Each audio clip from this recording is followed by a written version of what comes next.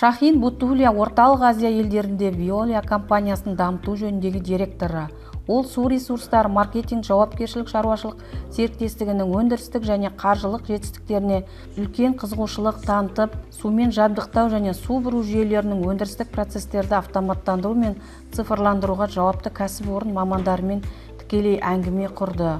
Ол бұған дейін де Шымкент кәсіпорынның жетістіктері туралы естіп біліп жүргенін айтып өтті. Соңғы 3-4 жылда мен Қазақстан Республикасына бірнеше рет келгенмін. Маған Шымкенттегі сумен жабдықтау және су бұру жүйелері операторының қызметімен танысуды бірнеше рет ұсынған.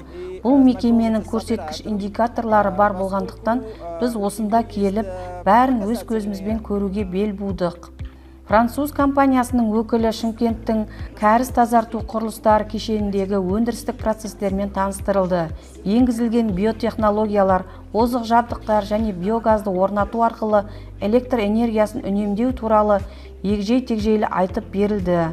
Жалпы айтқанда қонақ бұл сапардан өте жақсы әсер алды.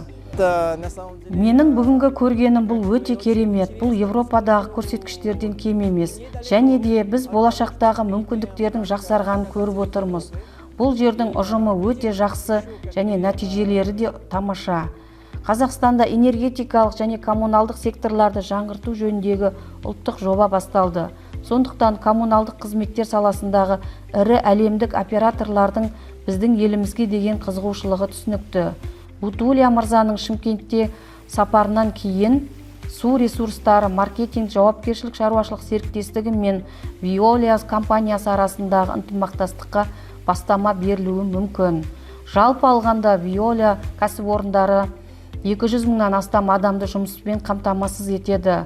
Оның қаржылық айналымы шамамен $70 миллиард асады.